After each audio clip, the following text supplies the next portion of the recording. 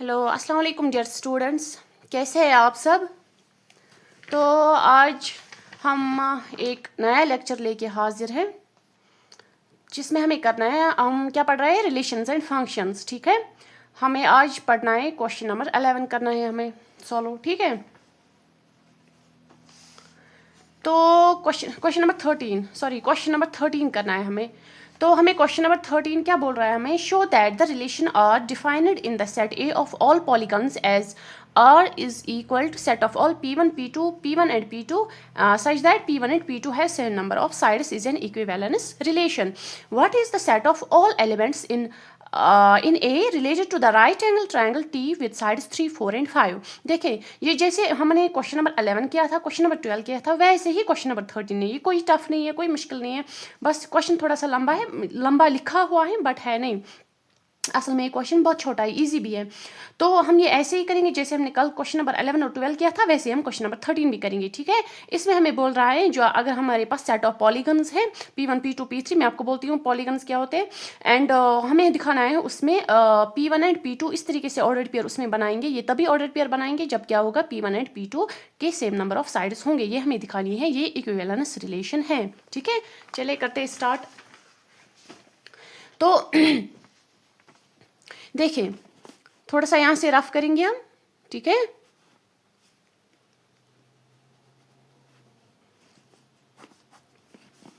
Polygons क्या होते हैं, पॉलीगन्स होते हैं वो सारे, फॉर एग्जांपल हमें यहाँ पे एक फिगर दी हुई है, इसके कितने साइड्स हैं 4, ये दी हुई है, इसके साइड्स कितने हैं 3, अब 5, ऐसे इसके कितने साइड्स हैं 1, 2, 3, 4 एंड 5, इसके 5 साइड्स हैं। अब एक और दिया हुआ है, बेंजीन ले लो, है ना, 1, 2, 3, 4, 5, 6 साइड्स हैं।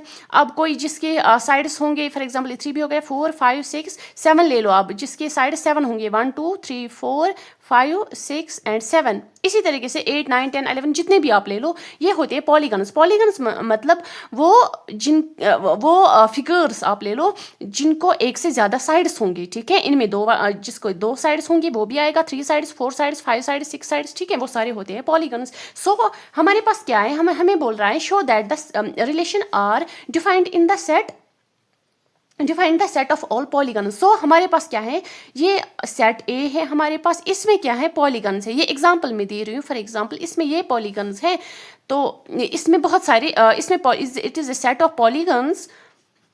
ठीक है, it is set of polygons जिसमें ऐसे बहुत सारे फिगर्स हैं जिनको क्या है, साइड्स डिफरेंट हैं। ठीक है, तो हमारे पास ये सेट है और रिलेशन हमें इनसे बनानी है। रिलेशन हमें ऐसे बनानी है जिसमें कौन से ऑर्डर्ड पेयर्स आएंगे। फॉर एग्जांपल ये पॉलीगन P1 है, ये पॉलीगन P2 है, ये पॉलीगन P3 है, सो ऑन, इसी तरीके से। ठीक है, समझ आया।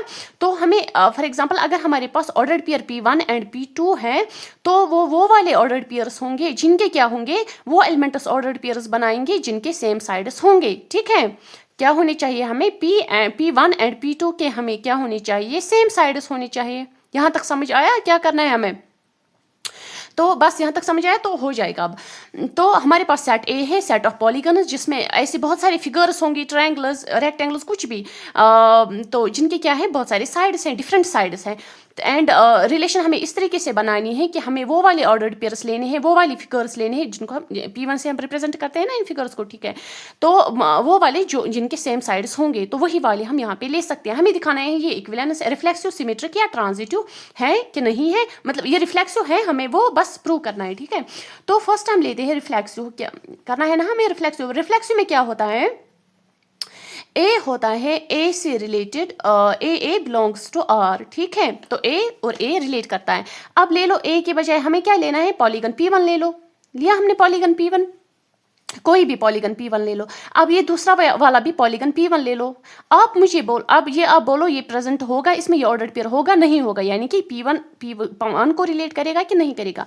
P1 को तभी रिलेट करेगा जब इनके साइड सेम होंगे। आपने जब P1 लिया, फॉर एग्जाम्पल आपने कोई लिया, ये स्क्वायर वाला लिया आपने P1, फॉर एग्जाम्पल ले लो यही P1। अब आप मुझे बोलो इस P1 के और हमने एक और P1 लिया, क्या इनके साइड सेम है, क्या इनके सेम साइड्स आ रहे हैं। हाँ, अगर हम स्क्वायर ले रहे हैं तो स्क्वायर तो खुद से ही रिलेट कर रहा है ना, that means P1 is related to P1, because अगर कोई भी पॉलीगन लेते हैं वो क्या होता है, अपने आप से वो रिलेट करता है। ठीक है, तो ये रिलेशन क्या आई, तो ये आई reflexive, that means it is reflexive. क्यों है reflexive, because every polygon has same number of sides to itself. ठीक है, तो हम ये थोड़ा सा लिखेंगे पहले क्वेश्चन के, आपको पता चलेगा कैसे लिखना है। सो जो हमने ये रिलेशन ली, कौन सी रिलेशन है, द रिलेशन आर। ठीक है, द रिलेशन आर किस सेट पे है, एक second, the relation R on the set of polygons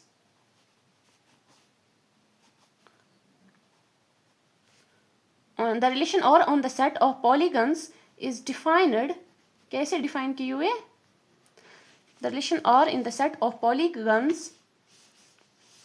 is defined as, कैसे, relation R हमें है P1 and P2 इस तरीके से है कि P1 and P2 have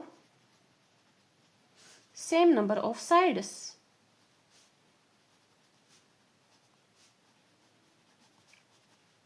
ये क्या है हमारे पास, it is reflexive, it is reflexive as, हमने देखा जो ए और ए है, या आप पी, यहाँ पे हम ऐसे भी लिख सकते हैं पी पी, ठीक है, P1 and P1, P1 and जो P1 है वो क्या बिलोंग, वो किसको बिलोंग करते हैं, रिलेशन R को। ठीक है, एग्जाम्पल ले लो आपको, आप फॉर एग्जाम्पल जो P1 है, आप ऐसे भी लिख सकते, P1 have the same sides, P1 has same sides, same number of sides, ठीक है, number of sides as that of P1, या ऐसे भी लिख सकते हो और ऐसे भी लिख सकते हो, because it is reflexive as P1 is related to, as P1 and P1 belongs to a relation R, because because every polygon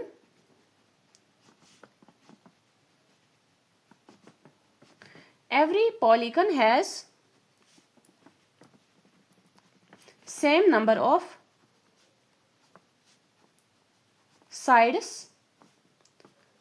to itself।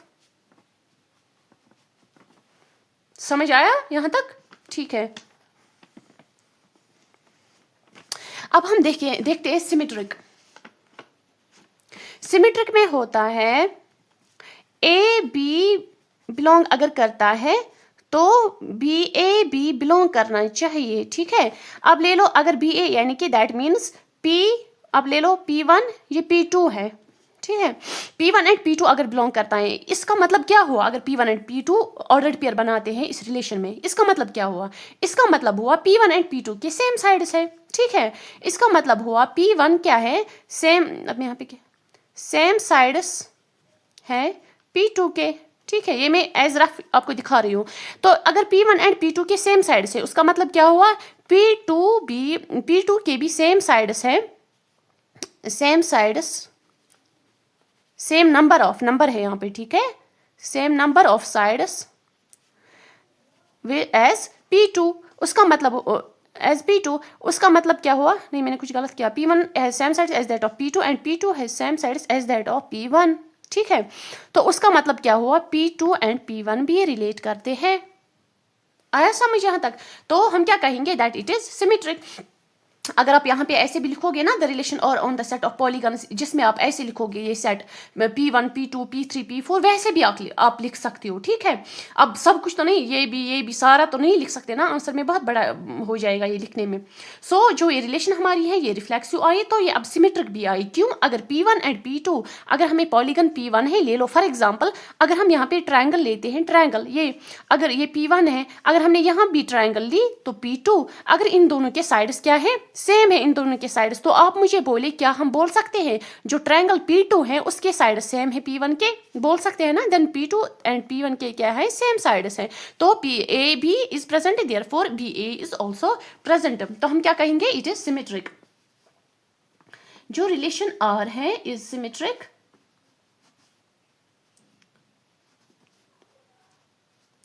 As, क्यों है सिमेट्रिक? एज क्यों?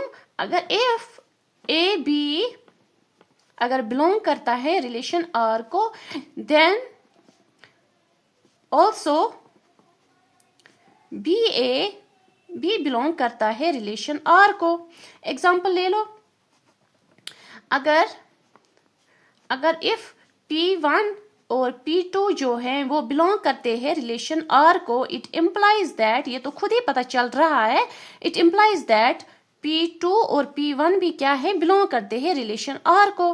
दैट इज जो P1 एंड P2 क्या है, same number of sides है, इनके same number of sides है।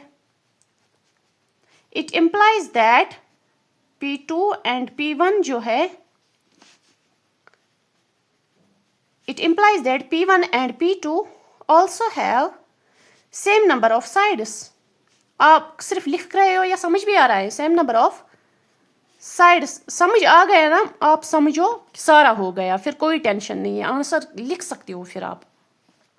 ठीक है, यहाँ तक समझ आया? यहाँ भी आप लिख सकते हो A belongs to A, that is उसको लिख सकते हो। Example P1 is P and P1 related है, तो उसका मतलब हुआ that P1 have the same sides, has the same sides as that of P1। ठीक है, आया समझ?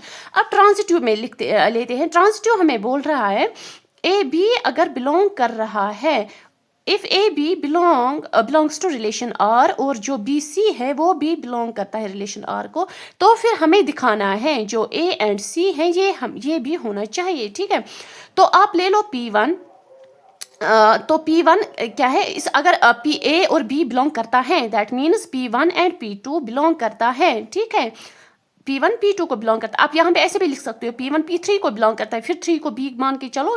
ठीक है, अब ऐसे वो से कन्फ्यूजन हो जाएगा अगर मैं डिफरेंट लूँगी, डिफरेंट एग्जाम्पल्स में डिफरेंट तरीके से रिप्रेजेंट करूँगी, तो मैंने बस P1 P2। ठीक है, P1 अगर P2 को बिलोंग करता है, P1 एंड P2 अगर रिलेट करते हैं आपस में, दैट मीन्स हम बोलेंगे जो हमारा P1 कोई भी पॉलीगन, फॉर एग्जाम्पल ट्रायंगल ये है, ये किसको करता है, ट्रायंगल T2 को।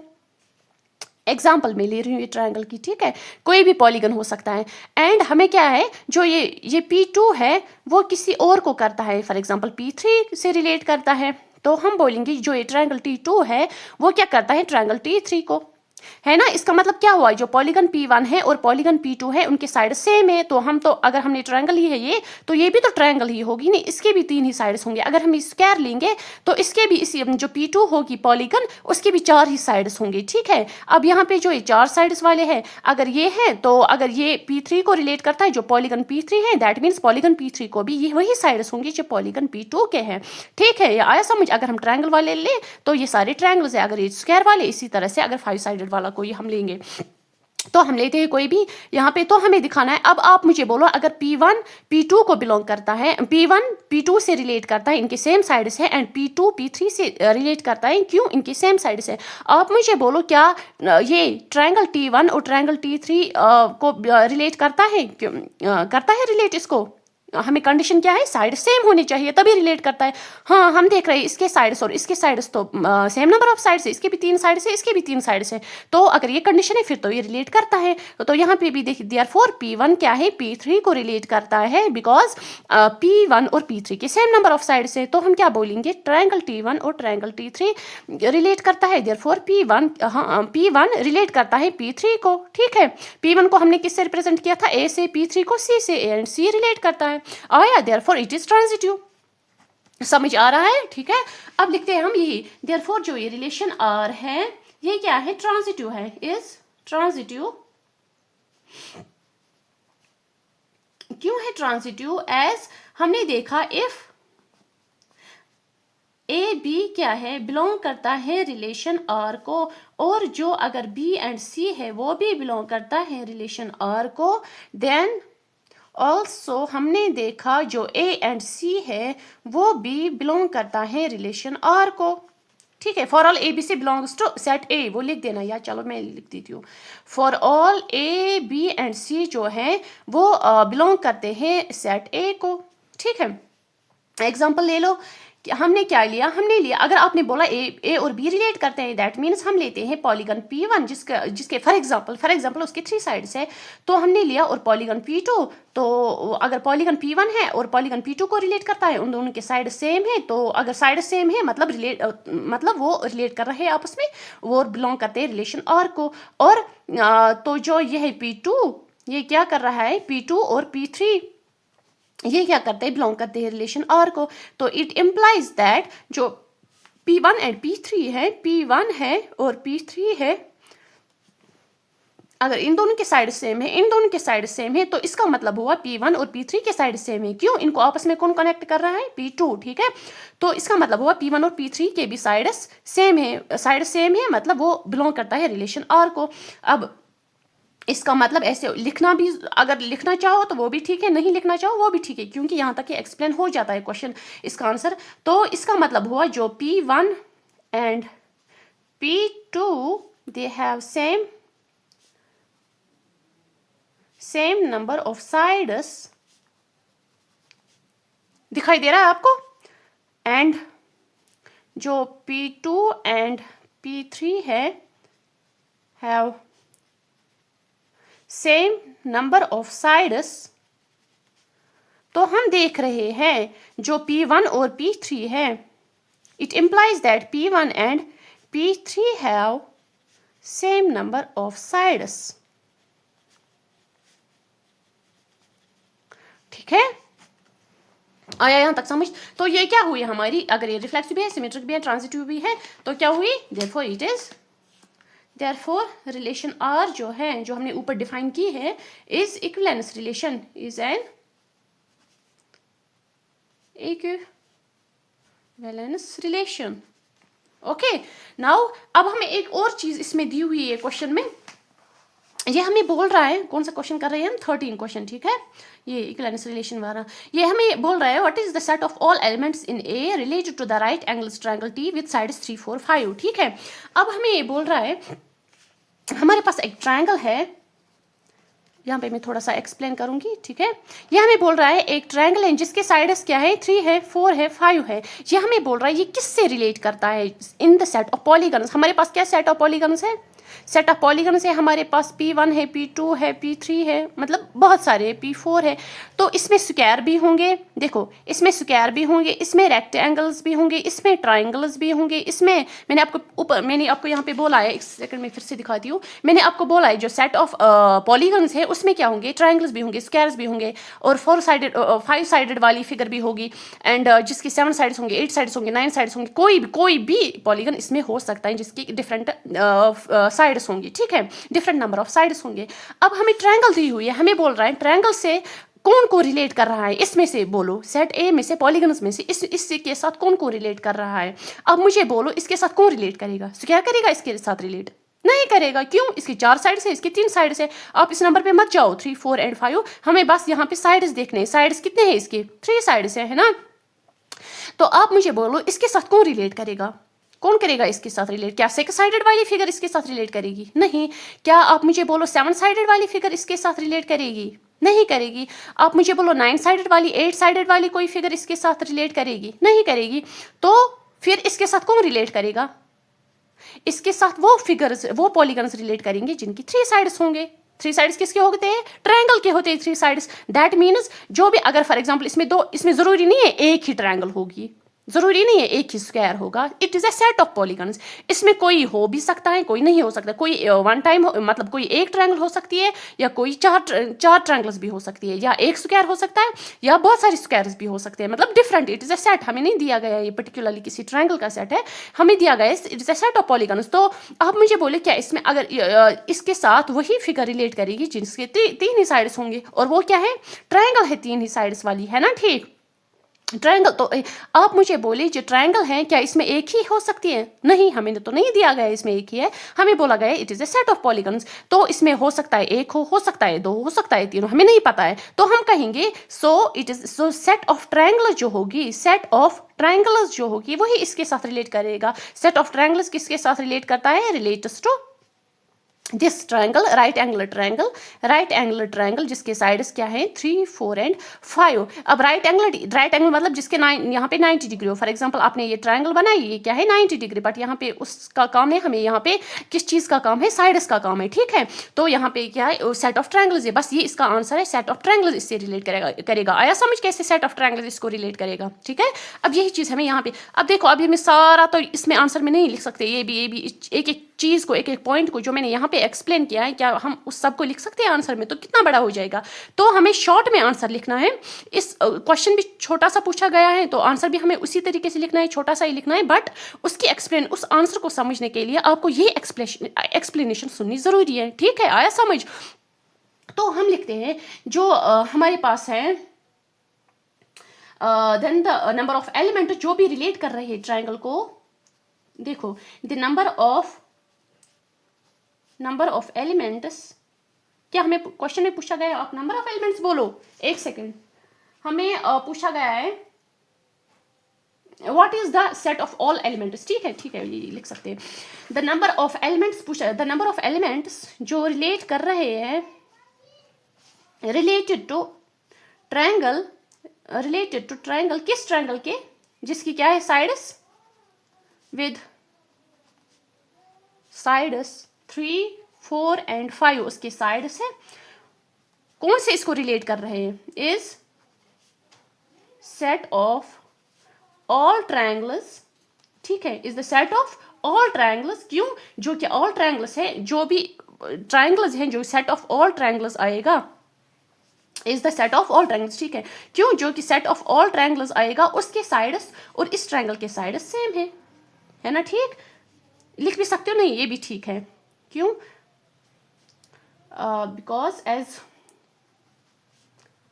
जो ऑल ट्रायंगल्स है, all set of all triangles जो है, set of all triangles have same number of sides, same number of sides as that of triangle with sides 3, 4 and 5। हमने क्या लिखा, द नंबर ऑफ एलिमेंट्स जो relate कर रहे हैं ट्रायंगल को with sides 3, 4, 5 is the set of all triangles, ठीक है, सेट ऑफ ऑल ट्रायंगल्स। क्यों, जो सेट ऑफ ऑल ट्रायंगल्स है उसके नंबर ऑफ साइड्स और जो ये ट्रायंगल है इसके नंबर ऑफ साइड्स सेम है, ठीक है। आई होप आपको ये समझ आ गया होगा। अगर ज़्यादा ये लिखना भी नहीं चाहते हो तो ठीक है, बस इतना होना चाहिए कि हमें इस चीज़ में कॉन्सेप्ट क्लियर होना चाहिए। अगर हम इतना लिख रहे हैं तो हमें कॉन्सेप्ट क्लियर होना चाहिए, ठीक है। अब हो गया क्वेश्चन नंबर 13। अब हम क्वेश्चन नंबर 14 पे आते हैं, वो भी सेम ही है। अब क्वेश्चन नंबर 14 क्या कह रहा है हमसे, let L be the set of all lines in XY plane and R be the relation in L defined as R is equal set of all L1 L2 ये lines है such that L1 is parallel to L2 show that R is an equivalence relation find the set of all lines related to, ये second part है, हम बाद में देखेंगे, पहले हम ये वाला देखेंगे। देखिए हमें बोल रहा है सेट ए है हमारे पास जिसमें क्या है सेट ऑफ पैरेलल लाइन्स हैं, ठीक है, set of parallel in XY plane. तो हमें क्या है, और जो रिलेशन है वो L1 एंड L2 इस तरीके से बनाए हुए हैं कि L1 और L2 क्या है, पैरेलल होने चाहिए। सो हम ये कह सकते हैं जो लाइन्स पैरेलल होंगी आपस में वही उन्हीं का ऑर्डर पेयर बन सकता है, ठीक है। तो करते हैं क्वेश्चन, ये भी वैसे है जैसे क्वेश्चन नंबर 13 है, बस यहाँ पे पैरेलल लाइन्स का दिया हुआ है। तो ये मैंने क्वेश्चन नंबर 14 लिखा है। अब थोड़ा सा करते हैं, पहले मैं इसको लिख के रखती हूँ रफ वर्क, सो दैट कोई ये ना समझे कि ये क्वेश्चन का पार्ट है, ठीक है, ये समझने के लिए। अब हमारे पास सेट ए क्या है, ले लो, सेट ऑफ पैरेलल लाइन्स है, सेट ऑफ पैरेलल लाइन्स, ठीक है। पैरेलल लाइन्स को हम इस तरीके से लिखते हैं, ठीक है, पैरेलल लाइन्स है। फॉर एग्जांपल अगर ऐसे है, ये एक लाइन है, ये दूसरी लाइन है, ठीक है, ऐसे ऐसे है ना, ये पैरेलल दे दोनों, ये ऐसे पैरेलल है। फॉर एग्जांपल L1 है, L2 है, L3 है, सो ये हुआ सेट ऑफ पैरेलल लाइन्स। और हमें रिलेशन कैसे बनानी है, relation is the set of all XY, sorry यहाँ पे क्या है L1 XY भी लिख सकते हैं, बट यहाँ पे लिखा है L1 L2, तो ठीक है L1 L2। तो क्या होना चाहिए, जो L1 है वो क्या होनी चाहिए, पैरेलल टू L2 के होनी चाहिए। अब आप ले लो, हमें क्या दिखाना है, ये इक्विवेलेंस है या नहीं है, हम देखते हैं पहले रिफ्लेक्स चेक करना है, हमें रिफ्लेक्स चेक करना है, उसमें क्या होना चाहिए, A और A क्या होने चाहिए, रिलेट होने चाहिए। हम लेते हैं L1, मैंने बहुत बार आपको इसी तरीके से एक्सप्लेन किया है, आपको समझ आ जाएगा, इसलिए मैं इसको थोड़ा सा जल्दी करूँगी। जो L1 है है, लाइन L1 है, ये भी ले लो L1 लाइन। आप बोलो आप, अगर ये लाइन है L1 है, क्या ये इसी को रिलेट करती है? रिलेट कैसे करनी चाहिए? क्या दैट मीन्स अगर ये पैरेलल इसी के है तो ये रिलेट हो गई। तो यहाँ पे कंडीशन ये है ना, L1 और L2 पैरेलल होनी चाहिए। अब हमने L1 और L1 लिया, क्यों? रिफ्लेक्सिव में अपने ही आप से रिलेट करना चाहिए। तो आप मुझे बोलो क्या L1 L1 को ही पैरेलल है? हाँ, यस इट इज पैरेलल, तो हम कहेंगे दैट इट इज रिफ्लेक्सिव। ठीक है, अब हमें बोलो मुझे आप सिमेट्रिक। सिमेट्रिक में क्या होता है, अगर ए बी को रिलेट करता है, अगर ए बी रिलेट कर, हमें दिखाना है बी ए बी रिलेट करना चाहिए। अब ले लो, अगर L1 लाइन है, अब आप मुझे बोलो L2 ले लो, ये हमें बोल रहा है ये दोनों पैरेलल है आपस में। आप ले लो ये L1 है, हम लेते हैं L2।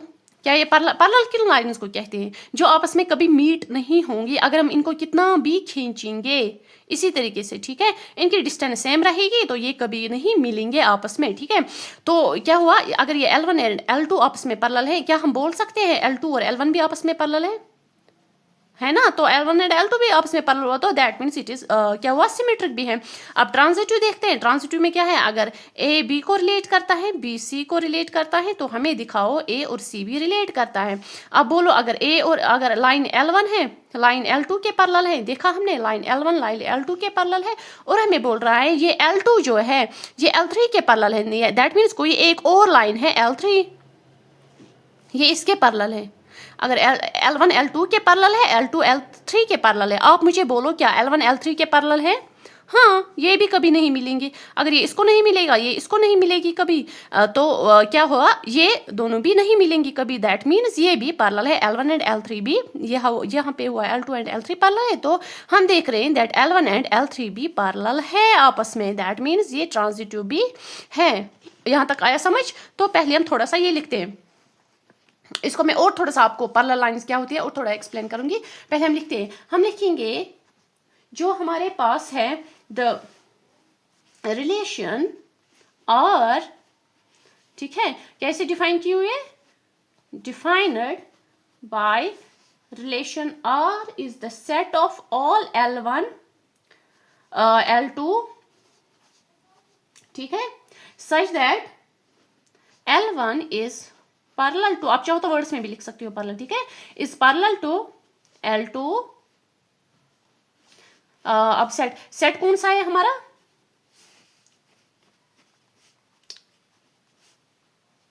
On the set of all lines, कौन सी lines, on the set of all lines in XY plane, set of all lines in XY plane. मैं थोड़ा सा आपको समझाती हूँ। देखो ये होता है ना x, ये x एक्सिस है, ये y एक्सिस है, हमें देखने हैं देखो ये लाइन है, ये लाइन है, ये लाइन है, ठीक है। अगर कोई आप इसमें थोड़ा ये पहले हम लिखते हैं, फिर मैं थोड़ा सा ये पॉइंट आपको डिस्कस करूंगी। इसमें ये थोड़ा खींचेगा तो ये टाइम खाएगा हमारा। तो XY प्लेन, ठीक है, ये क्या है हमारी रिफ्लेक्सिव है, इज रिफ्लेक्सिव एज हमने देखा जो A और A है वो किसको बिलोंग करते हैं, रिलेशन R को। For all A belongs to set A, for all A belongs to set, ठीक है, for all A belongs to set A। ये लिखते जाओ, ये इसी क्वेश्चन, ये कंडीशन हमें कंडीशन में आता है। तो उसकी हम एग्जांपल लेंगे, जो हमारी लाइन L1 है वो L1 को ही रिलेट करती है, that means it belongs to R। That is क्या है, जो line L1 that is parallel to line L1। Every line is parallel to itself, ऐसे भी लिख सकते हो, every line is parallel to itself. वो यहाँ तक ठीक। ये रिफ्लेक्सिव क्यों है, because every line is parallel to itself. उसी का मतलब हुआ L1 को रिलेट करता है। अब हमें दिखाना है सिमेट्रिक, जो रिलेशन R है, आपको दिखाई देना चाहिए ठीक से। Relation R is symmetric. क्यों सिमेट्रिक है, एज हमने देखा जो अगर हमारे पास ठीक एज A और जो B है वो बिलोंग करते हैं रिलेशन R को, देन ऑल्सो हमने देखा कि जो B और A हैं वो भी बिलोंग करते हैं रिलेशन R को। फॉर ऑल A और B जो है वो बिलोंग करते हैं सेट A को। एग्जाम्पल ली हमने यही वाली, तो इससे हम क्या देखते हैं, जो L1 है नहीं, सो एक चीज़ मैंने यहाँ पे गलत की, L1 L2 दैट इज, यहाँ पे आप दैट इज लिखो, that is L1 and L2, ठीक है, दैट इज L1 एंड जो L2 है अगर वो बिलोंग करते हैं रिलेशन आर को, इट इम्प्लाइज दैट L2 और L1 जो हैं वो भी बिलोंग करते हैं रिलेशन आर को, ठीक है, आया समझ। तो यही हुआ L1 क्या है, पैरेलल टू है L2 के, which implies that L2 is parallel to L1। मैं आपको एक एक पॉइंट लिखा रही हूँ, वरना इतना सब मतलब सारे क्वेश्चंस में लिखना कोई ज़रूरत नहीं थी मुझे, बट मैं चाहती हूँ हर एक क्वेश्चन के साथ उसका अपना कॉन्सेप्ट क्लियर होता जाए, ठीक है। तो इसका मतलब ये हुआ L1 is parallel to L2। So and now and this relation R is transitive. Transitive क्यों है, एज जो हमने ए बी को देखा वो बिलोंग करता था रिलेशन आर को, और जो बी एंड सी बिलोंग करता था रिलेशन आर को, देन ऑल्सो अजान सॉरी देन ऑल्सो हमने क्या देखा, जो ए और सी है वो भी बिलोंग करता है रिलेशन आर को। फॉर ऑल ए बी और सी जो है वो बिलोंग करते हैं सेट ए को, ठीक है। इसमें आप लिख सकते हो दैट इज, जो हमने यहाँ पे लाइन्स की बात की, पैरेलल लाइन्स की, L1 क्या है, पैरेलल टू है L2 के, और L2 जो है वो पैरेलल है किसके, L3 के। इट इम्प्लाइज दैट L1 जो है वो पैरेलल है L3 के, ओके, आया ठीक। सो देयरफॉर जो रिलेशन आर है is equivalence relation, equivalence relation, ठीक है। अब इसमें थोड़ा और एक पार्ट दिया हुआ है, ये हमें पूछता है क्वेश्चन में, कौन सा था, क्वेश्चन नंबर 14 था ना, ये हमें पूछता है show that the relation R, ठीक है, find the set of all lines related to the line y is equal to 2x+4। देखो समझने की कोशिश करो, देखो हम जो भी लाइन ड्रॉ करते हैं ना वो किसी प्लेन में होती है, किसी ना किसी प्लेन में होती है। फॉर एग्जांपल ये जो है ये x एक्सिस है, ये y एक्सिस है, तो हमने जो ये लाइन ड्रॉ की ये किस प्लेन में आ गई, xy प्लेन में आ गई, ठीक है। तो ये हमारी L1 लाइन हो गई। अब इसके पैरेलल कौन सी लाइन होगी, वो ये जो इसी के या तो ऐसे होगी या ऐसे होगी या ऐसे होगी या ऐसे होगी या ऐसे होगी या ऐसे, ठीक है ना, यही लाइन इस पैरेलल। तो हम लिखते हैं L1 L2 L3 L4 L5, ठीक है, समझ आ रहा है। अब अगर फॉर एग्जांपल मैं एक चीज़ आपको बोलती हूँ, अगर ऐसे पैरेलल कोई लाइन होगी, इसमें पेन से मैं डालती हूँ थोड़ा, अगर कोई लाइन ऐसे इसमें होगी, इस प्लेन XY प्लेन में कोई, आप मुझे बोलो क्या ये L1 को पैरेलल होगी, नहीं, क्यों, अगर हम इसको खींचेंगे ये क्या होगी, ये मीट करेगी एक जगह पे, that means it is not parallel. Parallel lines वो होती है जो कभी मीट नहीं करती होंगी। अगर ऐसे होगी कोई लाइन, अगर कोई लाइन ऐसे आ रही है, फॉर एग्जांपल ऐसे आ रही है, क्या ये इसके पैरेलल होगी, नहीं होगी, क्यों, ये भी मीट करेगी, अगर हम ये आगे बढ़ाएंगे मीट करेगी। सो हमें क्या होना चाहिए, सो इस तरीके से होने चाहिए कि ये मीट कर नहीं करनी चाहिए। देखो ये लाइन है, ये आप एक्यूरेटली डालो, ये मैंने थोड़ा सा ऐसे रफली डाला, तो देखो ये पैरेलल है इसके, है ठीक, ये पैरेलल है इसके। अब आप अपने ही लाइन पे एक और अपनी ही लाइन देखो, क्या अपने आप से पैरेलल है ना, अपने ही आप से पैरेलल है, ठीक है, हो गई ये ठीक। अब मुझे बोलो जो भी हम लाइन रिप्रेजेंट करते हैं ना, कोई भी लाइन हम जब डालते हैं ना, उसकी इक्वेशन होती है y is equal mx + c। क्या होती है, कोई भी, आपको उतना डरने की कोई ज़रूरत नहीं है, ये बस समझाने के लिए आपको थोड़ा सा, मुझे जो यहाँ पे थोड़ा दूसरा पार्ट दिया गया है ना, उसका आंसर इसी में छुपा है। देखो जो भी कोई लाइन होती है ना, उसकी इक्वेशन होती है y is equal mx + c। y क्या होता है, y होता है स्लोप, क्या होता है स्लोप, एंड जो c होता है ये होता है इंटरसेप्ट, क्या होता है इंटरसेप्ट होता है। देखो स्लोप एंड इंटरसेप्ट, ये स्लोप क्या है, ये स्लोप का मतलब होता है y एक्सिस से ये x ऐसे हैं ऐसे हैं ऐसे हैं ऐसे है, अगर यहाँ से कोई x, देखो इसका स्लोप मतलब इसकी स्टीपनेस कितनी है टुवर्ड्स द x एक्सिस, ये है ना x axis, towards the x axis इसकी स्टीपनेस कितनी है, देखो ये है ना x एक्सिस और ये क्या है y एक्सिस।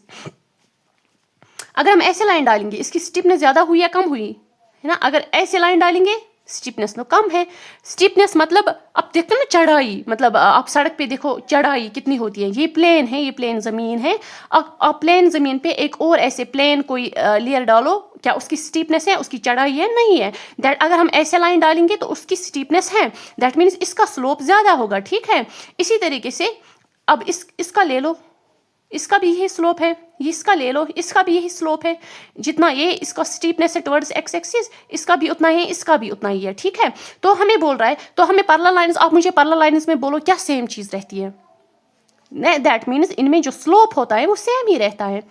जितना ये स्टीप है टुवर्ड्स द एक्स एक्सिस, उतना यही भी है, उतना ये भी है, उतना ये भी है, उतना ये भी है। दैट मीन्स इनका जो स्लोप है वो सेम रहता है, ठीक है। अगर इनका स्लोप सेम है तभी ये पैरेलल हो सकती है। अब हमें जो लाइन दी गई है, हमें बोल रहा है क्वेश्चन में y is equal to 2x plus क्या है, एक सेकंड, 2x प्लस 4। हमें बोल रहा है इस लाइन के साथ अगर ये कोई भी लाइन है, लेट ये L1 है, लेट, ठीक है, हम एज्यूम कर लेते हैं L1 लाइन जो है वो ये है। आप मुझे बोलो इसके साथ कौन लाइन रिलेट करेगी, यानी कि इसके साथ कौन सी लाइन पैरेलल होगी।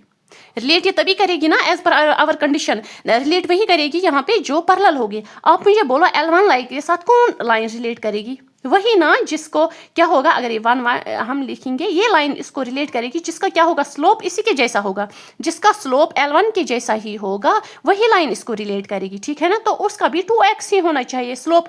हमने बोला ना ये स्लोप है ना, ठीक है, ये m का वैल्यू है, ठीक है, ये m का वैल्यू है, ये c का वैल्यू है, ये m का वैल्यू है, तो 2x भी होना चाहिए। तो इसका जो स्लोप है वो इसका भी होना चाहिए, ये लाइन L1 का जो है वो ये लाइन L2 का होना चाहिए, ठीक है। अब आता है ये 4 इंटरसेप्ट होता है, ये y का वैल्यू इस पे यहाँ पे क्या है, देखो इसका वैल्यू यहाँ पे अगर आप देखो y का वैल्यू कुछ आएगा, फॉर एग्जांपल 1, इसका वैल्यू कुछ आएगा, इसका वैल्यू कुछ आएगा, इसका वैल्यू कुछ आएगा, इंटरसेप्ट इसका वैल्यू कुछ आएगा। दैट मीन्स इंटरसेप्ट जो है वो वैल्यू इसका चेंज हो सकता है। हमें इंटरसेप्ट के वैल्यू से कोई लेना देना नहीं है पैरेलल लाइंस में। पैरेलल लाइंस अगर हमें देखनी है तो वो लाइंस पैरेलल होंगी आपस में जिनकी स्टीपनेस क्या होगी, सेम होगी, जो जिनका जो स्लोप का वैल्यू है वो सेम रहना चाहिए। तो y is equal to 2x plus, तो हमें इस वैल्यू से ये चेंज ये होगा भी नहीं होगा भी, ये चेंज भी हो सकता है, हमें कोई फर्क नहीं पड़ता इसको। तो हम यहाँ से लिखेंगे c वैल्यू, ये इंटरसेप्ट वैल्यू, दैट मीन्स ये वैल्यू कोई भी हम ले सकते हैं। तो हम अब हमें क्वेश्चन बोल रहा है इस लाइन के साथ कौन सी lines set of parallel lines में से, सेट ऑफ लाइन्स में से, यहाँ पे और भी सारी लाइन्स है, ऐसे है, ऐसे है, ऐसे है, ऐसे है, ऐसे है लाइन्स, ये हमें बोल रहा है इस लाइन के साथ कौन सी लाइन्स रिलेट करेंगी, कौन सी लाइन्स इसके पैरेलल होंगी। हम बोलेंगे इस लाइन के साथ, L1 लाइन के साथ वो वाली लाइन्स क्या हुआ, रिलेट करेंगी। ये सिर्फ एक ही लाइन तो नहीं होगी ना, इसमें सेट ऑफ लाइन्स होंगी, वो सेट ऑफ लाइन्स इसको रिलेट करेंगी जिनको क्या होगा, इसलिए स्लोप उनका सेम होगा। इंटरसेप्ट से हमें कोई मतलब नहीं, इंटरसेप्ट अगर चेंज भी हुआ होगा तो कोई मतलब नहीं है, ठीक है, आया ये समझ। तो बस यही आंसर हमें लिखना है, आंसर हमें 2 वर्ड्स में लिखना है, बट ये मैंने सबको समझाया। हो सकता है कोई स्टूडेंट हो उसे ना पता हो स्लोप है, इंटरसेप्ट क्या चीज़ होती है, तो उसको भी समझ आ जाना चाहिए, ठीक है। अब आप लिख सकते हो इसका आंसर, जरा लिखो। तो हम लिखेंगे लाइनस, आंसर में मतलब थोड़ा सा ही लिखूंगी, 1 या 2 लाइन्स में, ठीक है, लेकिन कॉन्सेप्ट बहुत बड़ा था, ठीक है। Lines which are parallel to lines which are parallel to given line कौन सी है हमारी पास, y is equal to 2x plus 4 will be, कौन सी होंगी जो इसको रिलेट करती होंगी या पैरेलल होंगी इसको, will be y is equal to 2x plus c। आया समझ, c क्या है यहाँ पे, इंटरसेप्ट है। आई होप आपको समझ आ गया होगा, इसीलिए मैं बोल रही हूँ ये वाला अच्छे से पढ़ो। लाइन्स विच आर पैरेलल, जो पैरेलल होंगी वही तो रिलेट भी करेंगी ना, विच आर रिलेटेड टू या parallel to given line y equal to x plus 4 will be the this line, ठीक है। क्यों थोड़ा सा लिखो यहाँ पे याद रखने के लिए, अगर फॉर एग्जाम्पल कभी भूल जाए, क्यों, जो हमारी 2 lines are parallel to each other, तभी 2 lines are parallel to each other, कब होती है वो parallel to each other, when their slope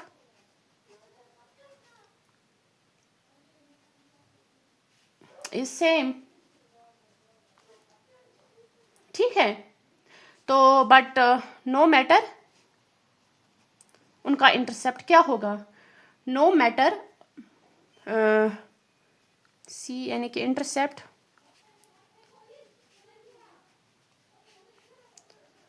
is equal और नॉट, आई होप आपको ये लंबा नहीं लगा होगा, बट ये कॉन्सेप्ट क्लियर करना ज़रूरी था। तो अब आप चाहो तो एक ही लाइन में इसका आंसर भी लिख सकते हो, ये बस मैंने कॉन्सेप्ट यहाँ पे क्लियर किया है। नाउ अब हमारे पास, जल्दी से खत्म करते हैं, हमारे पास एक क्वेश्चन नंबर 15 है हमारे पास। क्वेश्चन नंबर 15 है हमारे पास। ये क्या बोल रहा है, let R be the relation, यहां तक हो गया ना क्वेश्चन नंबर 14 तक, ठीक है। Let R be the relation in the set 1 2 3 4, ठीक है। गिवन बाय दिस आर, यहाँ से दी हुई रिलेशन दी हुई है, चूज द करेक्ट आंसर। हमें बोलना है रिफ्लेक्सिव है, सिमेट्रिक है, ट्रांजिटिव है। चलो करते हैं चेक। हमें रिफ्लेक्सिव के लिए क्या देखना पड़ता है, हमें जो सेट दिया है 1 1 2 2 3 3 4 4 रिलेट करने चाहिए। देखो 1 1 है, 1 1 भी है, 2 2 भी है, 3 3 भी है, 4 4 नहीं है, ठीक है। 4 4 तो यहाँ पे नहीं है, बट क्या है, ठीक है, 1 1 2 2 1 1 2 2 3 3 ना, 4 4 तो दिया हुआ है, मैं परेशान हो गई थी, 4 4 तो दिया हुआ है, दैट मीन्स ये रिफ्लेक्सिव है, हो गया ये रिफ्लेक्सिव यहाँ तक, ठीक है। फिर आता है हमारा सिमेट्रिक। सिमेट्रिक में हमें देखना है अगर ए बी है तो बी ए बी होना चाहिए, अगर 1 2 है 2 1 भी होना चाहिए, 2 1 तो नहीं है, बात है 2 1, देखते 2 2 2 2, अब छोड़ो यार 4 4, हमें क्या होना चाहिए, जो भी एलिमेंट, अगर 1 3 है 3 1 भी होना चाहिए, नहीं है, 3 3 3 2 है 2 3 भी होना चाहिए, नहीं है, दैट मीन्स ये सिमेट्रिक नहीं है, ठीक है। रिफ्लेक्सिव तो आ गया ये हमारा, बट सिमेट्रिक ये नहीं है। तो ट्रांजिटिव देखो 1 2 है, 2 फिर किसके साथ रिलेट करता है, 2 2 के साथ, तो 1 2 तो वो तो है। अब देखो 1 3 और 3 2 के साथ रिलेट कर रहा है, दैट मीन्स 1 और 2 होना चाहिए, ठीक है। 1 2 वो तो है। अब यहाँ से देखो 1 3 और 3 3 के साथ रिलेट कर रहा है, 1 3 होना चाहिए, वो तो है। आ रहा है समझ, that means it is transitive. So हमने क्या देखा, that it is reflexive, it is transitive but not symmetric. तो हमारे पास जो ऑप्शन बी है, it is reflexive, it is transitive but not symmetric. ये आया समझ, मैंने एवे ही थोड़ा टिक नहीं दिया यहाँ पे, मैंने आपको ये एक्सप्लेन भी किया अच्छे से, ठीक है। फिर क्वेश्चन नंबर 16 है, let R be the relation in the set N given by natural numbers का सेट है। नेचुरल नंबर्स आपको मैंने बोले हैं जो 1 से स्टार्ट होते हैं अप टू फिर इन्फिनिटी तक। Given by relation R is the A B such that A is equal to B minus 2, B is greater than 6। Choose the correct answer. मैं थोड़ा सा आपको सॉल्व करके दिखाऊंगी, ऐसे ही तो नहीं आएगा आपको। देखो ये क्या क्वेश्चन है, कौन सा है क्वेश्चन नंबर 16, ठीक है। ये बोल रहा है हमारे पास रिलेशन आर क्या है, उसमें वो ऑर्डर्ड पेयर्स आएंगे ए बी। हमें क्या होना चाहिए, a is equal to B minus 2, लेकिन जो ये b है वो कहाँ से कहाँ तक लेने हैं हमें, जो b का सेट है वो ग्रेटर देन 6 के हैं। b जो है वो ग्रेटर देन 6 है, नेचुरल नंबर्स का सेट है, इन नेचुरल नंबर्स का सेट है, ठीक है।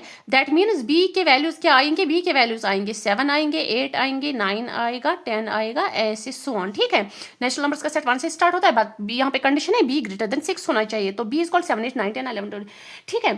तो हमें आप ले लो, अब b को 6 यहाँ पे वैल्यू ले लो, 7 7 माइनस 2 क्या आएगा, 7 और 6 आएगा 5, दैट मीन्स यहाँ पे आया 5 और 2, ठीक है। अब ले लो 8, इसका वैल्यू 8 8 माइनस 2 वो क्या आएगा, 8 और 7 वो आएगा 6, दैट मीन्स 6 और 6 और 8, ठीक है। सॉरी, ए बी का वैल्यू, ये ए का वैल्यू है, ये बी का वैल्यू, ए का वैल्यू 5, बी का वैल्यू 7, ठीक है। आया समझ, यहाँ पे ए का वैल्यू क्या आया 6, बी का वैल्यू क्या आया 8, ठीक है। अब इसी तरह 9 ले लो, ये हमें b के वैल्यूज यहाँ से चूज करने हैं ना, b का वैल्यू ले लो 9, 9 माइनस 2 करो वो क्या आएगा 9 8 वो आएगा 7, दैट मीन्स अब a का वैल्यू क्या आया 7, b का वैल्यू क्या आया 9।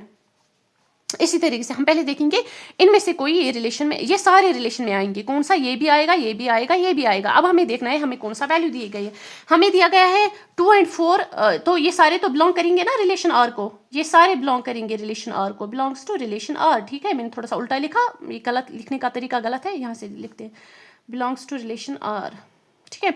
तो 2 4 नहीं आएगा, 3 8 नहीं, 6 8 हाँ 6 8 तो है, 6 8 तो रिलेशन को बिलोंग करता है। 8 7 है नहीं है, 8 7 तो हमें क्या आया, जो हमें ये रिलेशन है तो हमें 2 3 जो भी हमने रिलेशन बनाई उसमें से हमने देखा जो 6 8 है वो बिलोंग करता है रिलेशन आर को, इसलिए मैंने यहाँ पे टिक लगाया, ठीक है।